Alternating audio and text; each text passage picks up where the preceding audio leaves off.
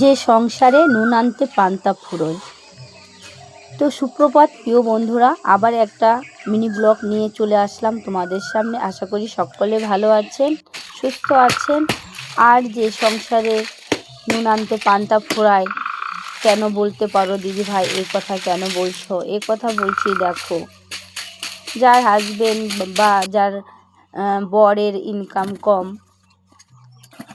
সে সংসারে তো টাকা পয়সার আর্থিক দিক থেকে সমস্যা থাকেই, তোমরা সবাই জানো।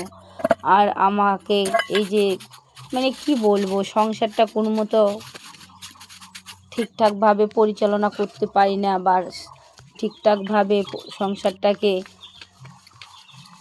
চালাতে পারি না। আর গ্যাস খড়ি কোথায় থেকে কিনবো বলো?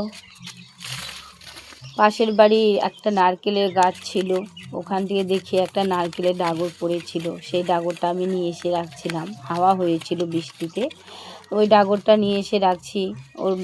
আমার বরকে বললাম যে নারকেলের পাতা কটা ছাড়িয়ে দাও, তাহলে খড়িটাও হবে, আবার কাঠিটা বের করলে উঠোনটাও ঝাড় দিতে পারবো, কারণ উঠোনটা অনেকটা বড় আমার, দেখতেই তো পাও তোমরা। তো ওই উঠোন ঝাড় দিতে অনেক ঝাঁটার কাঠি লাগে, কিনতে গেলে একটা ঝাঁটা কিনতে গেলে 80 টাকা 90 টাকা নেয়।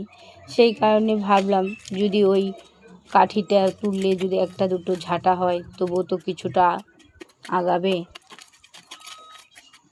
কি করব বলো? তোমরা হয়তো বলতে পারো যে এখনকার দিনে এরকম কারো আবার অভাব থাকে নাকি?